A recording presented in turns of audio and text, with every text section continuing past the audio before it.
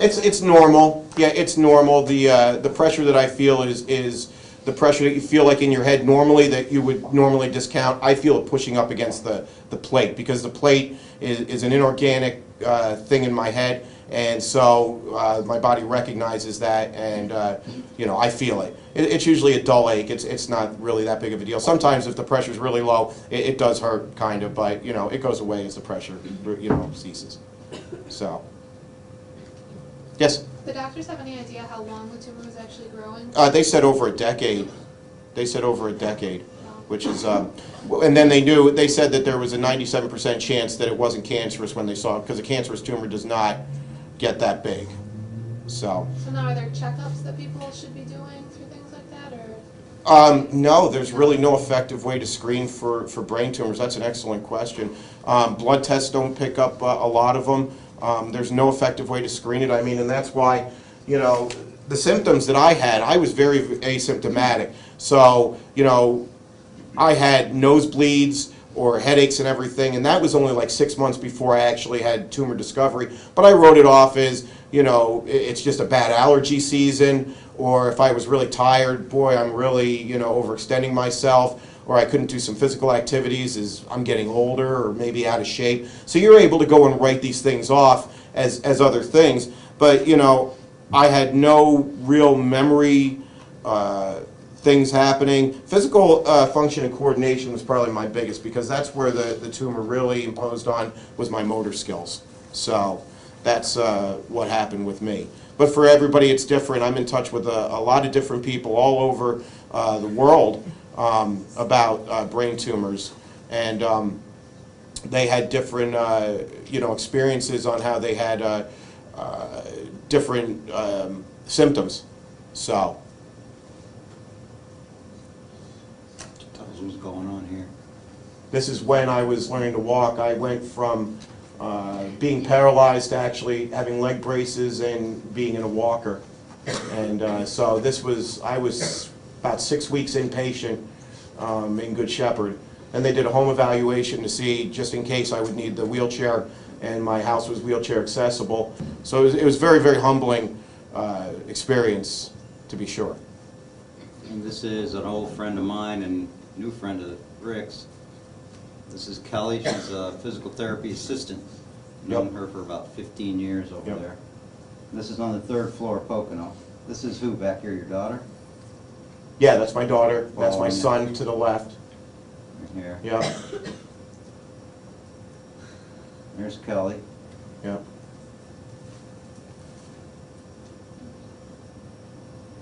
Look happy there. That's as it was healing. Right here. They stitched me up in layers, so I had hundreds of stitches in me, and my skull, actually, my scalp was rebelling against it when they would, they were the stitches you don't take out, they're the ones that dissolve, and my scalp rejected it. So it took me months to heal from that. I had an infection that they put me back in the hospital 2 months after surgery for, that they were going to actually have the chance to remove the scalp, clean out under it, but if the infection, they did CAT scans, if the infection was going down below the plate and down towards my brain, they would have had to take the plate out and freeze it for 6 months and just put my scalp over there. So I wouldn't have been able to work or, you know, do anything. I would have had to wear a helmet, and so that was another scary thing that had happened, that, you know, was headed off by antibiotics. So that was very, very fortunate also. That was my room. That was home for 6 weeks. I missed my big screen TV. And the physical therapists and the nurses and everybody. But that's when they took me home. That was the home visit right there, where they wanted to make sure that I was able to get in and out of my house, and if I had to be in the wheelchair, that it was accessible. So that's my wife, and that's my son. And that's Tiffany. She was one of the physical therapists that helped me walk again. But there was a long time when I didn't think I'd ever see my house again. If I didn't walk within a week of going inpatient, they were going to put me into a long-term care facility, like a nursing home environment, and that was, you know, I was in my early 40s, and that was unacceptable. That scared me the most. Yes? Emotionally, what was it like when they told you that you might not, well, that you were supposed to never walk again? Like, what were the thoughts and feelings going through your head when they first laid that news on you? It was, what's that? That's a good question. It was a great question.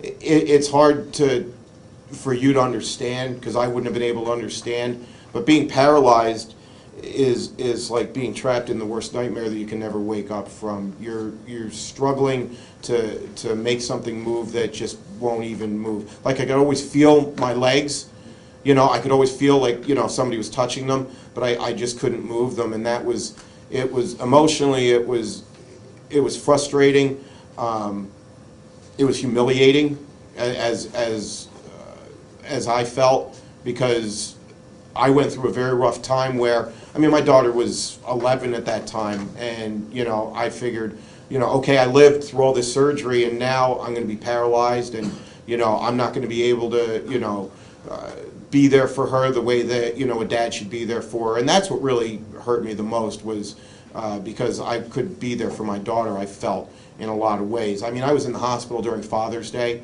and I was an emotional mess, because I was like, you know, and that's the day where I really had an epiphany, because that was my lowest point, I think, through the whole thing. And I was like, you know, great job, Rick, what a father you are, look at you, you failed, you know. And that's how you feel when you're in there. And even though I had so much support and everybody was there, I felt so alone. And that's the way so many people in the brain tumor community feel, is they feel alone, because your brain is the nerve center for everything, the physical, the emotional, psychological, and everything was just so messed up there.